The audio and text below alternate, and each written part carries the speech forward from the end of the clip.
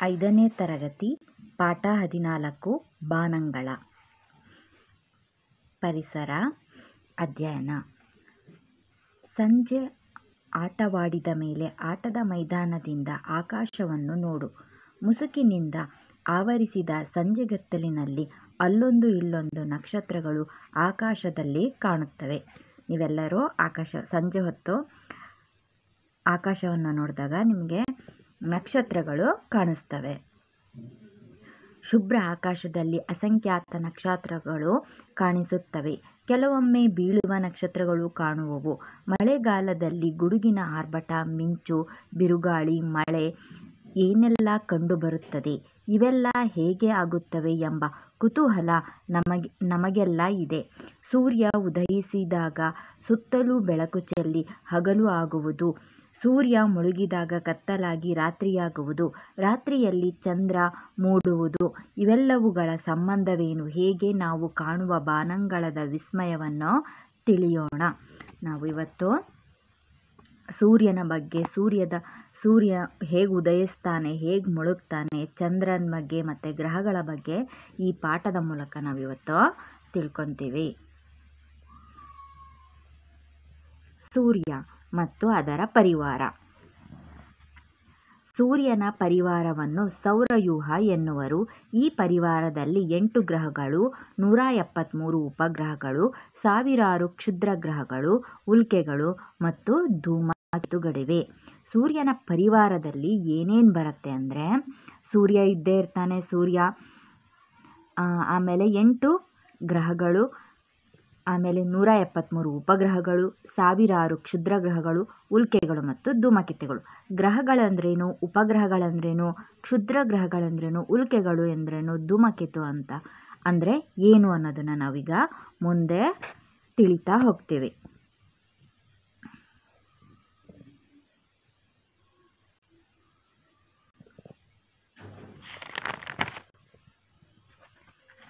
ಮೊದಲು ಸೂರ್ಯನ ಬಗ್ಗೆ. ಸೂರ್ಯ ಒಂದು ನಕ್ಷತ್ರ. ಇದು ಇತರೆ ನಕ್ಷತ್ರಗಳಿಗಿಂತ ಭೂಮಿಗೆ ಹತ್ತಿರದಲ್ಲಿ ಇರುವುದರಿಂದ ಬೇರೆ ಎಲ್ಲ ನಕ್ಷತ್ರಗಳಿಗಿಂತಲೂ ಪ್ರಕಾಶಮಾನವಾಗಿ ಹಾಗೂ ದೊಡ್ಡದಾಗಿ ಕಾಣುತ್ತದೆ. ಸೂರ್ಯನೂ ಸಹ ಒಂದು ನಕ್ಷತ್ರ.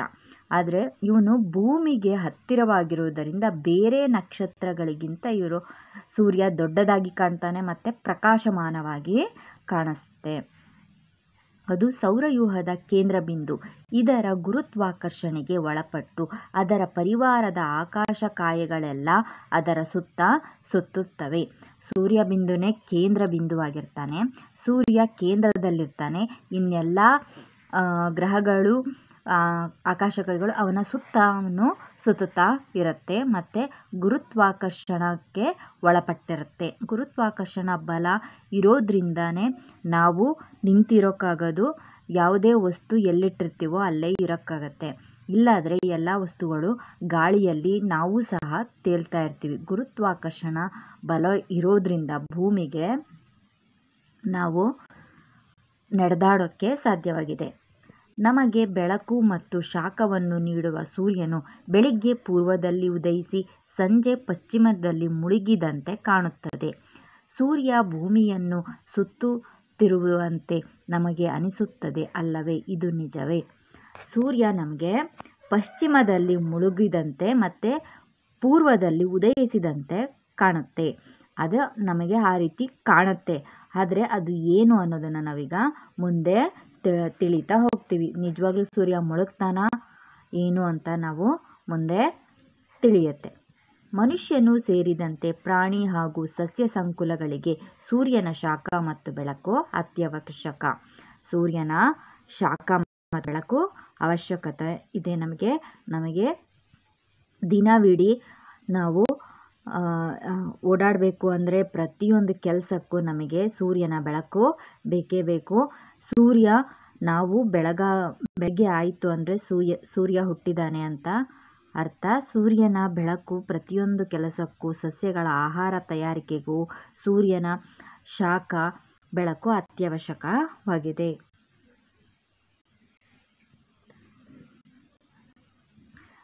ಚಂದ್ರ, ಸೂರ್ಯ ಮತ್ತು ಇತರ ಗ್ರಹಗಳು ಭೂಮಿಯನ್ನು ಸುತ್ತುತ್ತಿವೆ ಎಂದು ಪುರಾತನ ಕಾಲದಿಂದ ಊಹಿಸಲಾಗಿತ್ತು.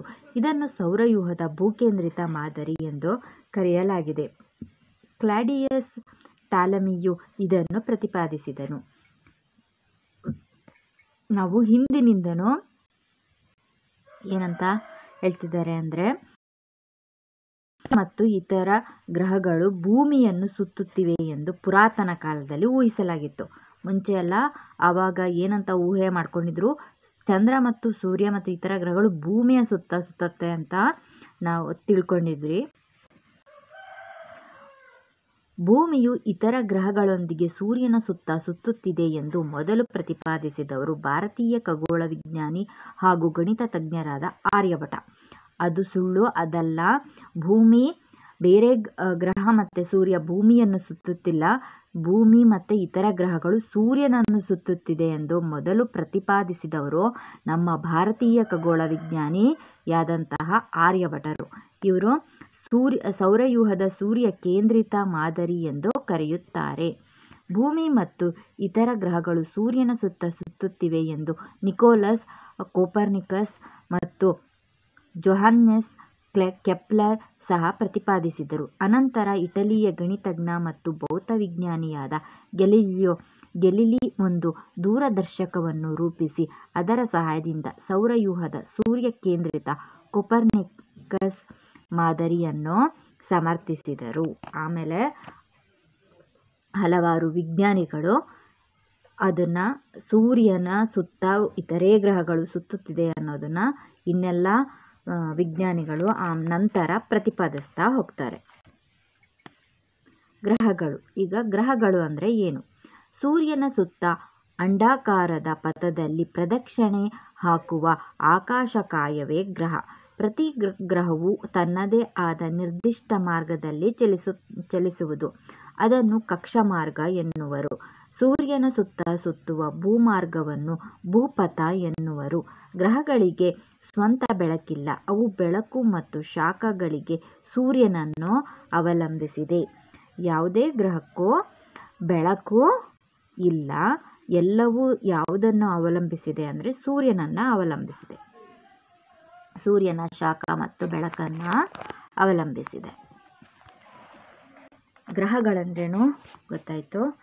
ಸೂರ್ಯನ ಸುತ್ತ ಅಂಡಾಕಾರದ ಪಥದಲ್ಲಿ ಪ್ರದಕ್ಷಿಣೆ ಹಾಕುವ ಆಕಾಶಕಾಯಗಳೇ ಗ್ರಹಗಳಾಗಿವೆ. ನೆಕ್ಸ್ಟ್ ಈಗ ಭೂಮಿ. ನಮ್ಮ ಆವಾಸ ಸ್ಥಾನವಾದ ಭೂಮಿ ಸೌರವ್ಯೂಹದ ಒಂದು ವಿಶಿಷ್ಟ ಗ್ರಹ. ಸೂರ್ಯನಿಂದ 3ನೆಯ ಸ್ಥಾನದಲ್ಲಿದೆ. ಇದು ಜೀವಿಗಳನ್ನು ಹೊಂದಿರುವ ಏಕೈಕ ಗ್ರಹ. ಜೀವಿಗಳ ಬದುಕಿಗೆ ಬೇಕಾದ ಶಾಖ, ನೀರು, ಜೀವನಿಲಗಳನ್ನುಳ್ಳ ವಾಯುಗೋಳ ಈ ಗ್ರಹದಲ್ಲಿವೆ. ಚಂದ್ರನ ಮೇಲಿಂದ ಕಂಡುಬರುವ ಭೂಮಿಯ ಚಿತ್ರ ಇಲ್ಲಿದೆ, ಗಮನಿಸಿ.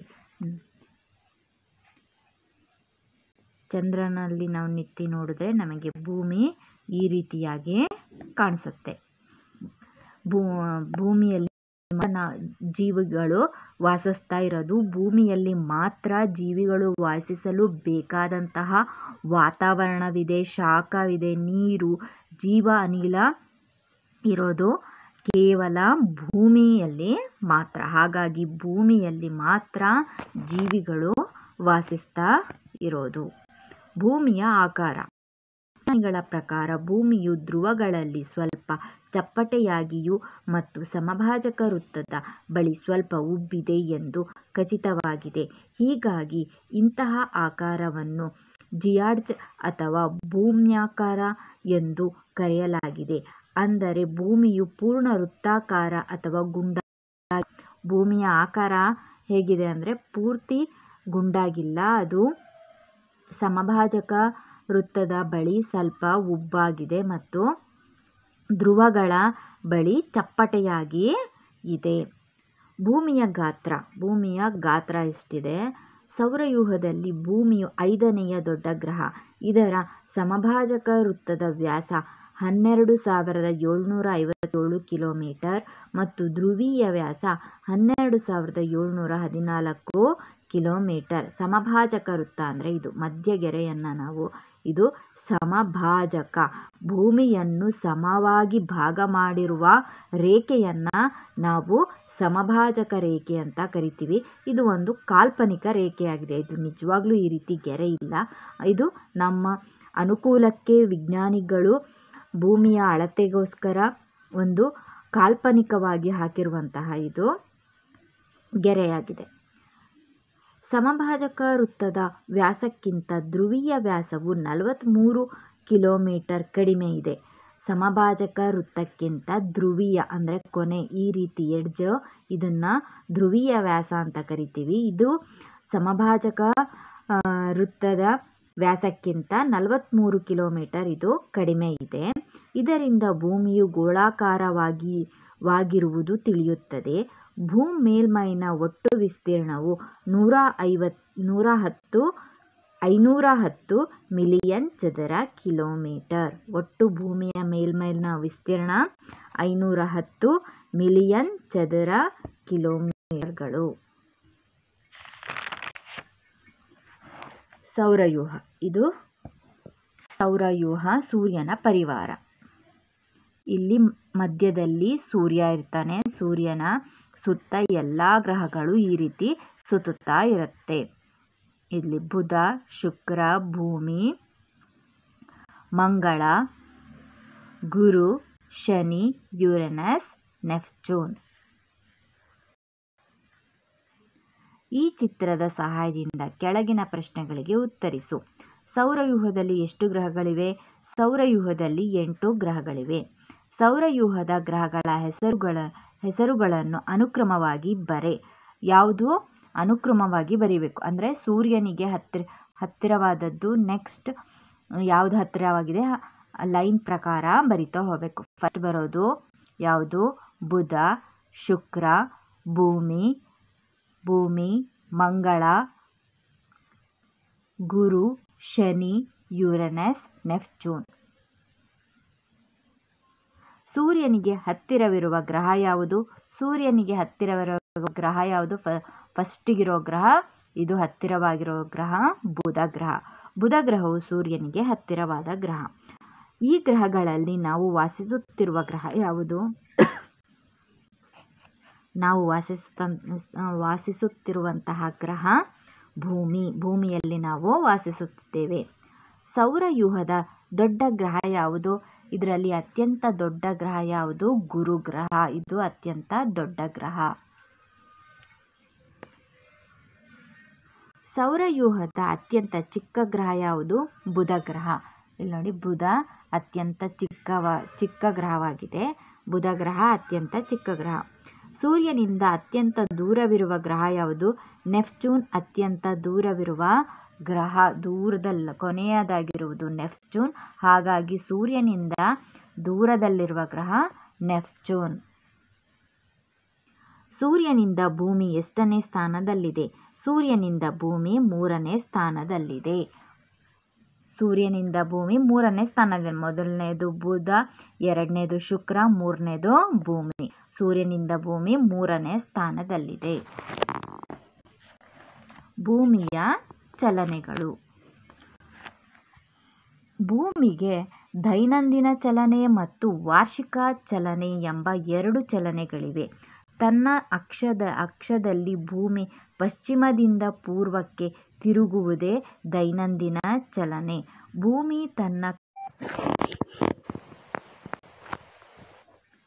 ಭೂಮಿಯು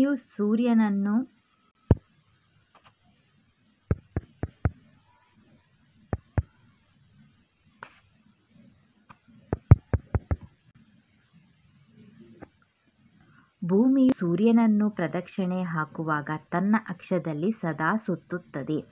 ಭೂಮಿ ಇದು ಸೂರ್ಯ ಅಂದರೆ ಭೂಮಿ ಸೂರ್ಯನನ್ನು ಸುತ್ತಬೇಕಾದ್ರೆ ಇದು ಸಹ ಹೀಗೆ ತನ್ನನ್ನು ತಾನೇ ಹಿಂಗೆ ಸುತ್ಕೊಂತ ಸೂರ್ಯನನ್ನು ಸುತ್ತುತ್ತೆ.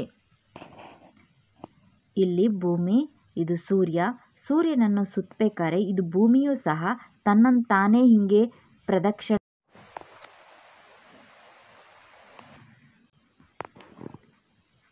ಭೂಮಿ ಸೂರ್ಯನನ್ನು ಸುತ್ತುವಾಗ ತನ್ನನ್ನು ತಾನೇ ಸುತ್ತುತ್ತಾ ಈ ರೀತಿ ತಾನೇ ಸುತ್ಕೋತಾ ಈ ರೀತಿ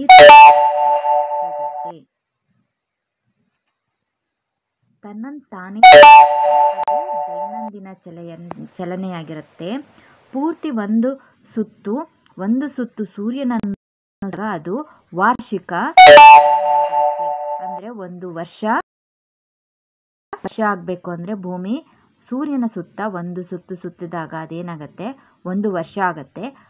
ತನ್ನಂತ ಇರ್ಬೇಕಾದ್ರೆ ಒಂದು ದಿನವಾಗತ್ತೆ.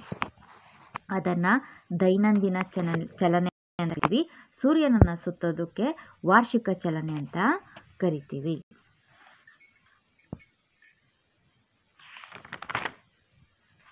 ಹಗಲು ರಾತ್ರಿಗಳು. ಹಗಲು ರಾತ್ರಿ ಹೇಗಾಗತ್ತೆ?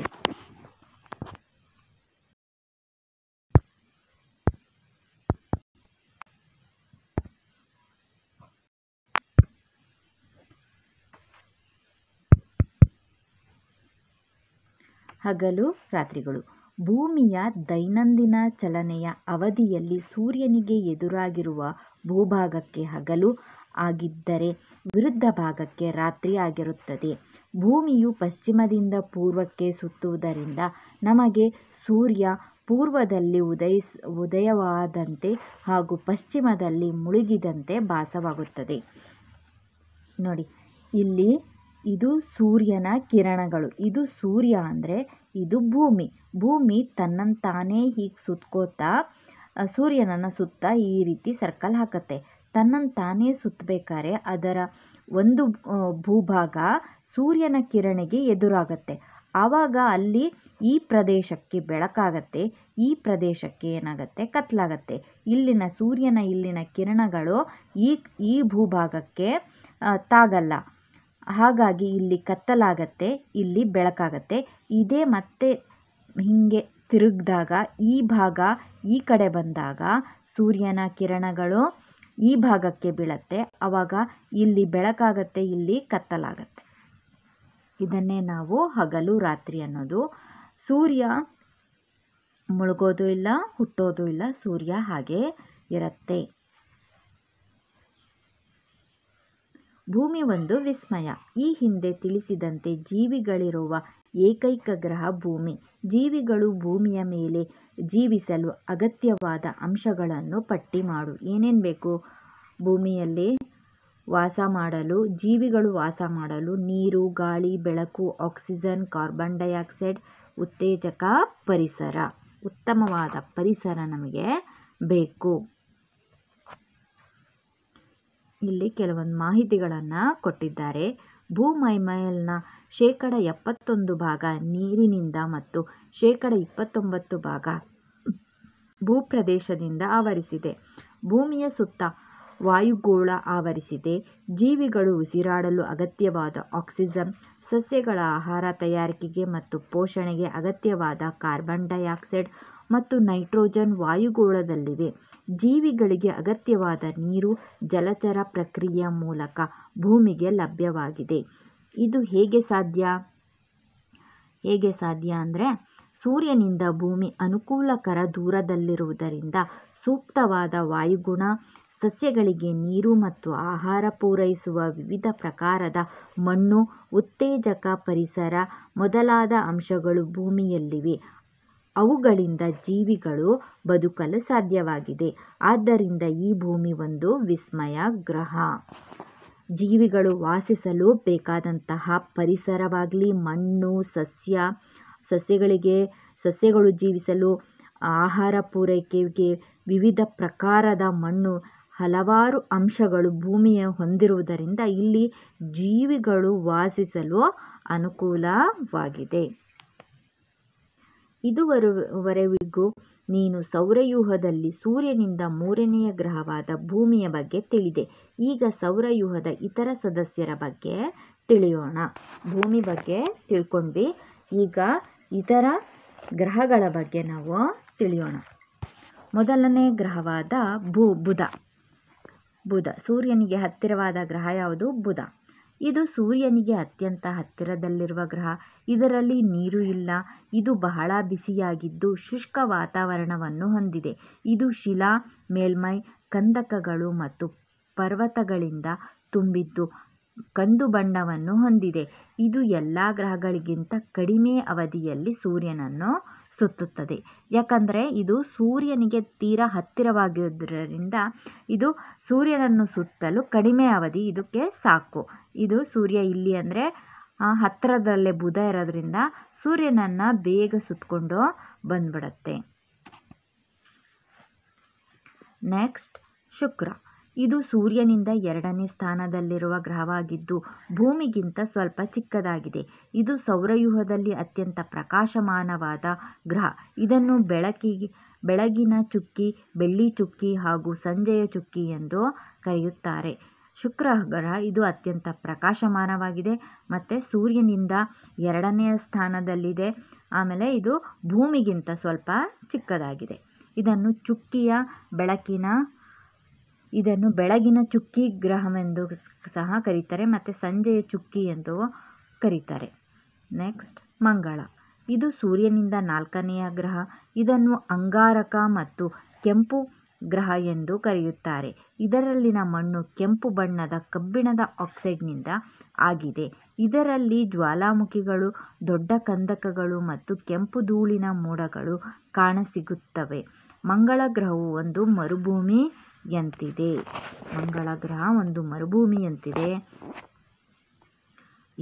ಇದು ಕೆಂಪು ಬಣ್ಣದ ಮಣ್ಣನ್ನು ಹೊಂದಿದೆ ಮತ್ತು ಕೆಂಪು ಬಣ್ಣದ ಕಬ್ಬಿಣದ ಆಕ್ಸೈಡ್ನಿಂದ ಇದು ಕೂಡಿದೆ. ನೆಕ್ಸ್ಟ್ ಗುರುಗ್ರಹ. ಇದು ಸೂರ್ಯನಿಂದ 5ನೆಯ ಗ್ರಹವಾಗಿದ್ದು ಸೌರವ್ಯೂಹದ ಅತ್ಯಂತ ದೊಡ್ಡ ಗ್ರಹವಾಗಿದೆ. ಸೌರವ್ಯೂಹದ ಅತ್ಯಂತ ದೊಡ್ಡ ಗ್ರಹ ಗುರುಗ್ರಹ. ಇದು 1300 ಭೂಮಿಗಳನ್ನು ತುಂಬುವಷ್ಟು ದೊಡ್ಡದಾಗಿದೆ. 1300 ಭೂಮಿಯಷ್ಟು ಗ್ರಹಗಳನ್ನು ಇದರಲ್ಲಿ ತುಂಬಬಹುದು. ಅಷ್ಟು ದೊಡ್ಡದಾದಂತಹ ಗ್ರಹ ಇದು. ಇದನ್ನು ಬೃಹಸ್ಪತಿ ಎಂತಲೂ ಕರೆಯುವರು. ಇದು ಅಪಾರ ಅನಿಲಗಳಿಂದ ತುಂಬಿದೆ.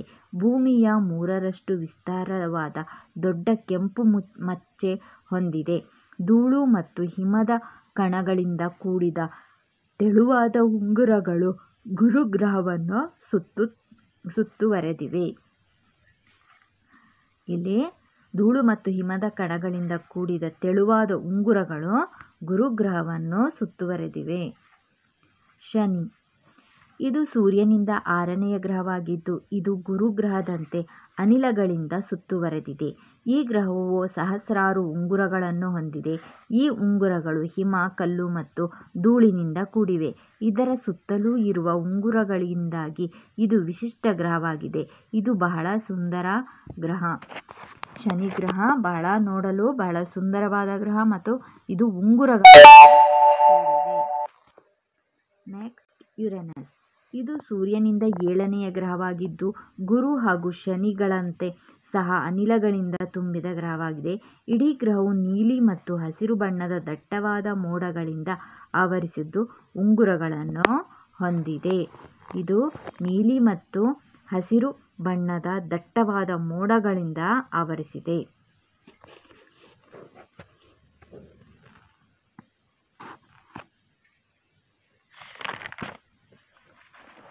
ಲಾಸ್ಟ್ನೇದು ನೆಪ್ಚೂನ್. 8ನೆಯ ಗ್ರಹ ನೆಪ್ಚೂನ್. ಇದು ಸೌರವ್ಯೂಹದ 8ನೆಯ ಹಾಗೂ ಸೂರ್ಯನಿಂದ ಅತಿ ದೂರದಲ್ಲಿರುವ ಗ್ರಹ. ಇದರ ಸಂಯೋಜನೆಯು ಯುರೇನಸ್ ಗ್ರಹವನ್ನು ಹೋಲುತ್ತದೆ. ಇದು ಹೊಳೆಯುವ ನೀಲಿ ಬಣ್ಣವುಳ್ಳದ್ದು. ಸೂರ್ಯನಿಂದ ಅತ್ಯಂತ ದೂರದಲ್ಲಿರುವುದರಿಂದ ಅತಿ ಶೀತವುಳ್ಳ ಗ್ರಹವಾಗಿದೆ. ಇದು ಸೂರ್ಯನಿಂದ ಅತ್ಯಂತ ದೂರ ಇರುವುದರಿಂದ ಸೂರ್ಯನ ಶಾಖ ಇದಕ್ಕೆ ಹೆಚ್ಚು ತಾಗಲ್ಲ. ಹಾಗಾಗಿ ಇದು ಶೀತ ಗ್ರಹವಾಗಿದೆ. ಇಲ್ಲಿ ಗ್ರಹಗಳ ದೈನಂದಿನ ಮತ್ತು ವಾರ್ಷಿಕ ಚಲನೆಯ ಅವಧಿಯ ಪಟ್ಟಿ ಇದೆ.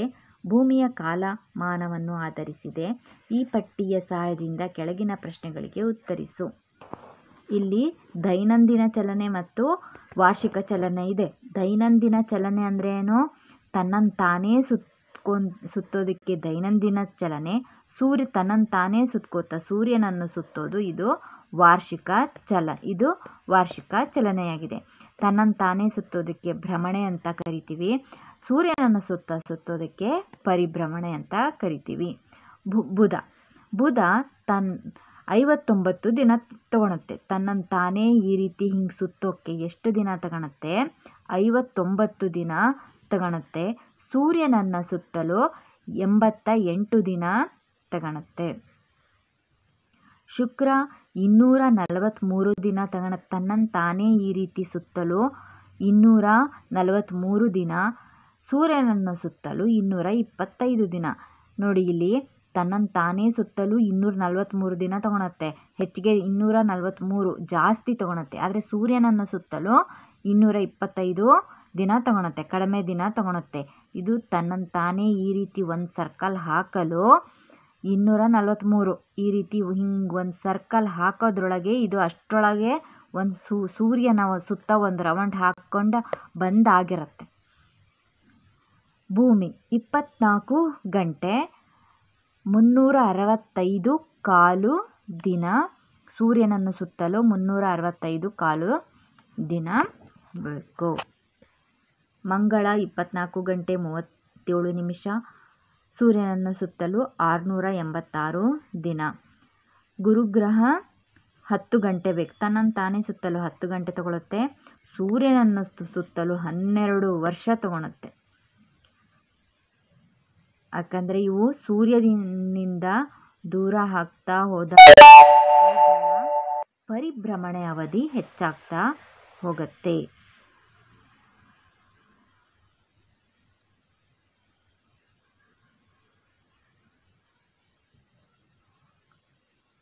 ಶನಿ 10 ಗಂಟೆ 39 ನಿಮಿಷ 29 ಕಾಲು ವರ್ಷ. ಯುರೇನಸ್ 17 ಗಂಟೆ 13 ನಿಮಿಷ 84 ವರ್ಷ. ನೆಪ್ಚೂನ್ 16 ಗಂಟೆ 23 ನಿಮಿಷ 165 ವರ್ಷ. ಯಾವ ಗ್ರಹವು ಸೂರ್ಯನನ್ನು ಸುತ್ತಲು ಕಡಿಮೆ ಅವಧಿಯನ್ನು ತೆಗೆದುಕೊಳ್ಳುತ್ತದೆ? ಏಕೆ? ಬುಧ ಗ್ರಹ ಕಡಿಮೆ ಅವಧಿಯನ್ನು ತೆಗೆದುಕೊಳ್ಳುತ್ತೆ ಸೂರ್ಯನನ್ನು ಸುತ್ತಲು. ಯಾಕಂದರೆ ಇದು ಸೂರ್ಯನ ಹತ್ತಿರದಲ್ಲೇ ಇರುವಂತಹ ಗ್ರಹ. ಹಾಗಾಗಿ ಸೂರ್ಯನನ್ನು ಬೇಗ ಸುತ್ಕೊಂಡ್ಬರುತ್ತೆ. ಇದು ಸೂರ್ಯನಿಗೆ ಸಮೀಪದಲ್ಲಿರುವುದರಿಂದ ಕಡಿಮೆ ಅವಧಿ ತೆಗೆದುಕೊಳ್ಳುತ್ತದೆ. ಯಾವ ಗ್ರಹವು ಸೂರ್ಯನನ್ನು ಒಂದು ಬಾರಿ ಸುತ್ತಲು ಹೆಚ್ಚಿನ ಅವಧಿಯನ್ನು ತೆಗೆದುಕೊಳ್ಳುತ್ತದೆ ಮತ್ತು ಏಕೆ? ನೆಪ್ಚೂನ್. ಸೂರ್ಯನನ್ನು ಸುತ್ತಲು ಅದಕ್ಕೆ 165 ವರ್ಷ ಬೇಕು. ಯಾಕಂದರೆ ಇದು ಸೂರ್ಯನಿಂದ ಬಹಳ ದೂರದಲ್ಲಿದೆ. ದೊಡ್ಡದಾದ ಸರ್ಕಲನ್ನು ಹಾಕಬೇಕು. ಹಾಗಾಗಿ ಏಕೆಂದರೆ ಇದು ಸೂರ್ಯನಿಂದ ಬಹಳ ದೂರದಲ್ಲಿದೆ. ಹಾಗಾಗಿ ಅದಕ್ಕೆ ತುಂಬ ಸಮಯ ತೆಗೆದುಕೊಳ್ಳುತ್ತೆ ಸೂರ್ಯನನ್ನು ಸುತ್ತಲು. ಯಾವ ಗ್ರಹವು ವಾರ್ಷಿಕ ಚಲನೆಗಿಂತ ಕಾಲವನ್ನು ದೈನಂದಿನ ಚಲನೆಗೆ ತೆಗೆದುಕೊಳ್ಳುತ್ತದೆ? ಯಾವ ಗ್ರಹವು ವಾರ್ಷಿಕ ಚಲನೆಗಿಂತ ಹೆಚ್ಚಿನ ಕಾಲವನ್ನು ದೈನಂದಿನ ಚಲನೆಗೆ ತೆಗೆದುಕೊಳ್ಳುತ್ತದೆ ಅಂದರೆ ತನ್ನನ್ನು ತಾನೇ ಸುತ್ತಲು ಹೆಚ್ಚು ಸಮಯ ತೆಗೆದುಕೊಳ್ಳುತ್ತೆ ಮತ್ತು ಸೂರ್ಯನನ್ನು ಸುತ್ತಲು ಅದಕ್ಕಿಂತ ಕಡಿಮೆ ಸಮಯವನ್ನು ತೆಗೆದುಕೊಳ್ಳುತ್ತೆ ಅಂದರೆ ಶುಕ್ರದ ದೈನಂದಿನ ಚಲನೆ ತೆಗೆದುಕೊಳ್ಳುವುದು 243 ದಿನ. ವಾರ್ಷಿಕ ಚಲನೆಗೆ 225 ದಿನಗಳು. ಕೆಲವು ಗ್ರಹಗಳ ಲಕ್ಷಣಗಳನ್ನು ಈ ಕೆಳಗೆ ಕೊಟ್ಟಿದೆ. ಅವುಗಳ ಮುಂದೆ ಸಂಬಂಧಿಸಿದ ಗ್ರಹಗಳ ಹೆಸರುಗಳನ್ನು ಬರೆ. ಕೆಂಪು ಗ್ರಹ ಅಂತ ಮಂಗಳ ಗ್ರಹ. ಪ್ರಕಾಶಮಾನವಾದ ಗ್ರಹ ಶುಕ್ರ ಗ್ರಹ. ಅತ್ಯಂತ ದೊಡ್ಡ ಗ್ರಹ ಗುರು ಗ್ರಹ. ನೀಲಿ ಹಸಿರು ಬಣ್ಣದ ಗ್ರಹ ಯುರೇನಸ್ ಗ್ರಹ. ಜೀವಿಗಳಿರುವ ಏಕೈಕ ಗ್ರಹ ಭೂಮಿ. ಒಂದು ದಿನ 1 ವರ್ಷಕ್ಕಿಂತ ಹೆಚ್ಚು ಅವಧಿ ಉಳ್ಳ ಗ್ರಹ ಶುಕ್ರ.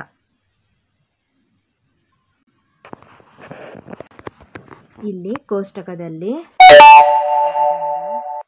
ಕೊಟ್ಟಿರುವ ಕೋಷ್ಟಕದಲ್ಲಿ ಗ್ರಹಗಳ ಹೆಸರುಗಳನ್ನು ಗುರುತಿಸಬೇಕು. ಉದಾಹರಣೆಗೆ ಗುರು, ಇಲ್ಲಿ ಮಂಗಳ, ಶುಕ್ರ, ಭೂಮಿ, ಶನಿ, ಬುಧ, ಯುರೇನಸ್, ನೆಪ್ಚೂನ್.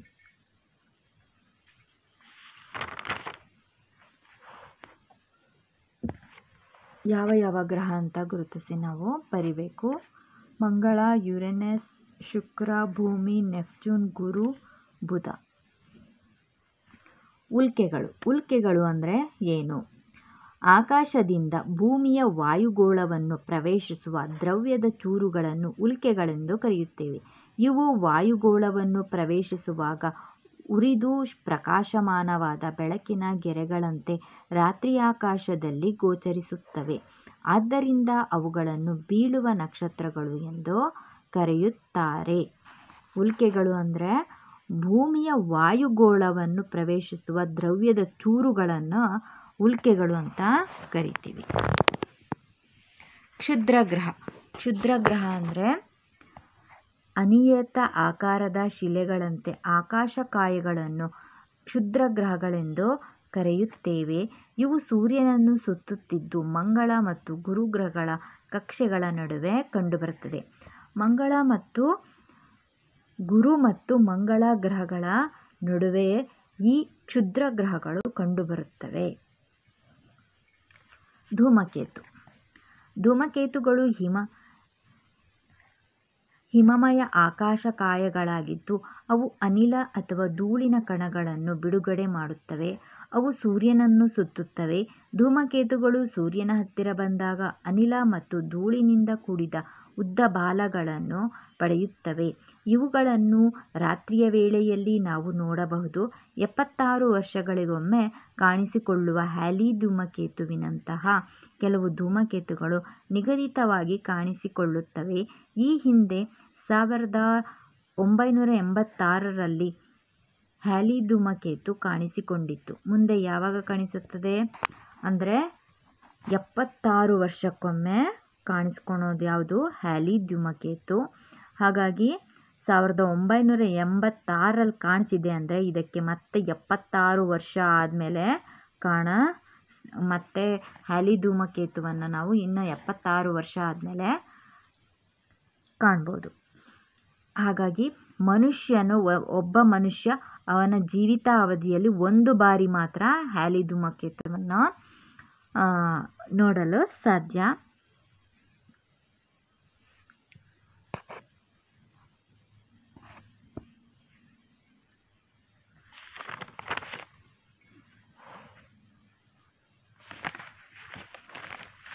ಭೂಮಿಯ ಉಪಗ್ರಹ ಚಂದ್ರ. ಗ್ರಹದ ಸುತ್ತ ಸುತ್ತು ಹಾಕುವ ಆಕಾಶಕಾಯವೇ ಉಪಗ್ರಹ. ಚಂದ್ರ ಭೂಮಿಯ ಏಕೈಕ ನೈಸರ್ಗಿಕ ಉಪಗ್ರಹವಾಗಿದೆ. ಇದು ಭೂಮಿಯ ಸುತ್ತ ಸುತ್ತುತ್ತದೆ. ಚಂದ್ರನಿಗೆ ಸ್ವಂತ ಬೆಳಕಿಲ್ಲ. ಆದರೆ ರಾತ್ರಿ ವೇಳೆ ಸೂರ್ಯನ ಬೆಳಕನ್ನು ಪಡೆದು ಅದನ್ನು ಪ್ರತಿಫಲಿಸಿದಾಗ ಗೋಚರಿಸುತ್ತದೆ. ಚಂದ್ರನಿಗೆ ಸ್ವಂತ ಬೆಳಕಿಲ್ಲ. ಸೂರ್ಯನ ಪ್ರತಿಫಲವನ್ನೇ ತಗೊಂಡು ಅವನು ಸ್ವಲ್ಪ ಬೆಳಕನ್ನು ಪಡೆಯುತ್ತೆ. ಭೂಮಿಯ ಏಕೈಕ ಉಪಗ್ರಹ ಯಾವುದು? ನೈಸರ್ಗಿಕ ಉಪಗ್ರಹ ಯಾವುದು ಅಂದರೆ ಚಂದ್ರ. ಚಂದ್ರನ ಚಲನೆಗಳು. ಚಂದ್ರನಿಗೆ 2 ವಿಧದ ಚಲನೆಗಳಿವೆ. ಒಂದು ತನ್ನ ಅಕ್ಷದಲ್ಲಿ ಸುತ್ತುವ ಅಕ್ಷಭ್ರಮಣ, ಮತ್ತೊಂದು ತನ್ನ ಪಥದಲ್ಲಿ ಭೂಮಿಯ ಸುತ್ತ ಸುತ್ತುವ ಪರಿಭ್ರಮಣೆ. ಅಕ್ಷಭ್ರಮಣೆ ಮತ್ತು ಪರಿಭ್ರಮಣೆ. ಚಂದ್ರನು ಭೂಮಿಯ ಸುತ್ತ ಸುತ್ತುತ್ತಿರುವಾಗ ಅದರ ಸೂರ್ಯನ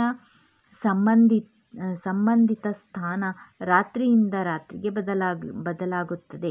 ಇದರ ಪರಿಣಾಮವಾಗಿ ತಾನು ಚಂದ್ರನ ಕಲೆಗಳನ್ನು ಕಾಣುವೆವು.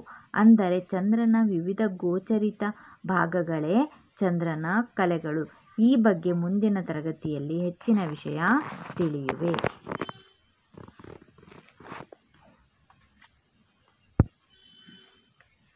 ಚಂದ್ರನು ಪೂರ್ತಿಯಾಗಿ ಕತ್ತಲೆಯಲ್ಲಿ ಇದ್ದಾಗ ಅದನ್ನು ಅಮಾವಾಸ್ಯೆಯ ಚಂದ್ರ ಎಂದು, ಪೂರ್ತಿಯಾಗಿ ಬೆಳಕಿನಲ್ಲಿ ಇದ್ದಾಗ ಹುಣ್ಣಿಮೆ ಚಂದ್ರ ಎಂದು ಕರೆಯಲಾಗುತ್ತದೆ.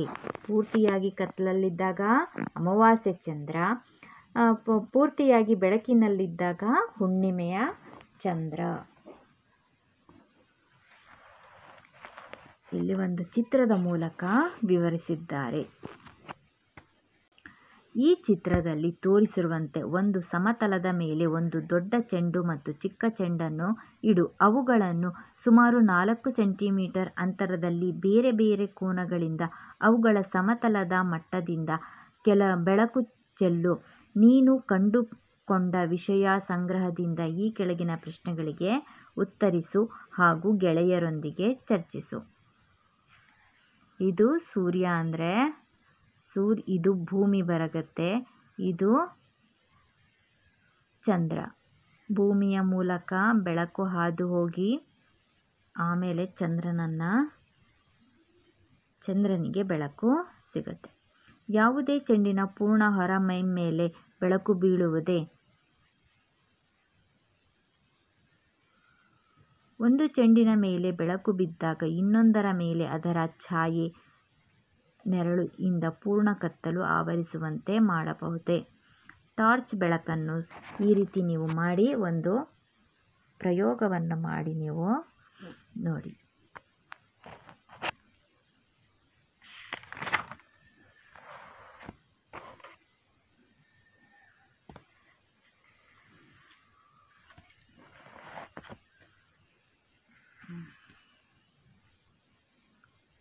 ಯಾವ ಗ್ರಹ ಯಾವಾಗ ಕಾಣುವುದು ಎಂಬುದನ್ನು ಇಲ್ಲಿ ಕೊಡಲಾಗಿದೆ. ಗೆಳೆಯರೊಂದಿಗೆ ವೀಕ್ಷಿಸು. ಗ್ರಹ ಮುಂಜಾನೆ ಯಾವ್ಯಾವ ಗ್ರಹಗಳು ನಮಗೆ ಯಾವ ಯಾವ ಸಮಯದಲ್ಲಿ ಕಾಣಸಿಗುತ್ತೆ ಅಂತ ಒಂದು ಚಾರ್ಟ್ ಕೊಟ್ಟಿದ್ದಾರೆ. ಶುಕ್ರ ಗ್ರಹ ಏಪ್ರಿಲ್ನಿಂದ ಜೂನ್ವರೆಗೆ ಸಾಯಂಕಾಲ, ಮಂಗಳ ಗ್ರಹ ಜನವರಿಯಿಂದ ಮಾರ್ಚ್ವರೆಗೆ, ಮೇಯಿಂದ ಡಿಸೆಂಬರ್ವರೆಗೆ, ಗುರು ಗ್ರಹ ಫೆಬ್ರವರಿಯಿಂದ ಮೇವರೆಗೆ, ಸೆಪ್ಟೆಂಬರ್ನಿಂದ ಡಿಸೆಂಬರ್ ಈ ಗ್ರಹಗಳು ನಾವು ನೋಡ್ಬೋದು. ಯಾವ ಗುಂಪಿನಲ್ಲಿ ಯಾರು? ಈ ಕೆಳಗಿನ ಪಟ್ಟಿಯನ್ನು ಬರೆ. ನಕ್ಷತ್ರ: ಸೂರ್ಯ ನಕ್ಷತ್ರ, ಧ್ರುವತಾರೆ ನಕ್ಷತ್ರ. ಗ್ರಹಗಳು: ಭೂಮಿ, ಮಂಗಳ, ಬುಧ, ಗುರು, ಶುಕ್ರ, ಶನಿ. ಉಪಗ್ರಹ: ಚಂದ್ರ. ಸೌರವ್ಯೂಹ ಎಂದರೇನು? ಸೂರ್ಯನ ಪರಿವಾರವನ್ನು ಸೌರವ್ಯೂಹ ಎನ್ನುವರು. ಈ ಪರಿವಾರದಲ್ಲಿ 8 ಗ್ರಹಗಳು, 173 ಉಪಗ್ರಹಗಳು, ಸಾವಿರಾರು ಕ್ಷುದ್ರ ಗ್ರಹಗಳು, ಉಲ್ಕೆಗಳು ಮತ್ತು ಧೂಮಕೇತುಗಳು ಇವೆ. ಭೂಮಿಯ ನೈಸರ್ಗಿಕ ಉಪಗ್ರಹ ಯಾವುದು? ಚಂದ್ರ.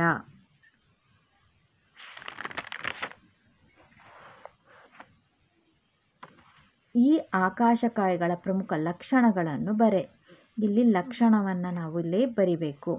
ಆಕಾಶಕಾಯಗಳು: ಉಲ್ಕೆಗಳು. ಇವುಗಳ ಲಕ್ಷಣ ಏನು? ಇವು ವಾಯುಗೋಳವನ್ನು ಪ್ರವೇಶಿಸುವಾಗ ಉರಿದು ಪ್ರಕಾಶಮಾನವಾದ ಬೆಳಕಿನ ಗೆರೆಗಳಂತೆ ರಾತ್ರಿ ಗೋಚರಿಸುತ್ತವೆ. ಕ್ಷುದ್ರಗ್ರಹ: ಇವು ಸೂರ್ಯನನ್ನು ಸುತ್ತುತ್ತಿದ್ದು ಮಂಗಳ ಮತ್ತು ಗುರುಗ್ರಹಗಳ ಕಕ್ಷೆಗಳ ನಡುವೆ ಕಂಡುಬರುತ್ತವೆ. ಧೂಮಕೇತುಗಳು: ಇವು ಅನಿಲ ಮತ್ತು ಧೂಳಿನ ಕಣಗಳನ್ನು ಬಿಡುಗಡೆ ಮಾಡುತ್ತವೆ, ಸೂರ್ಯನನ್ನು ಸುತ್ತುತ್ತವೆ. ಇಲ್ಲಿ ಅವರ ಲಕ್ಷಣ ಏನಿದೆ ಅಂತ ಕೇಳಿರೋದು. ಉಲ್ಕೆಗಳು ಅಂದ್ರೇನು, ಕ್ಷುದ್ರಗ್ರಹಗಳು ಅಂದ್ರೇನು, ಧೂಮಕೇತು ಅಂದ್ರೇನು ಅಂತ ಕೇಳಿಲ್ಲ. ಇಲ್ಲಿ ಲಕ್ಷಣಗಳನ್ನು ನಾವಿಲ್ಲಿ ಬರಿಬೇಕು.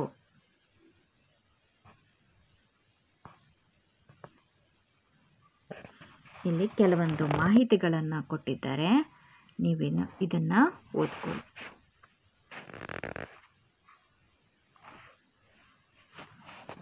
ಇಲ್ಲಿಗೆ ಬಾನಂಗಳ ಪಾಠ ಮುಗಿದಿದೆ.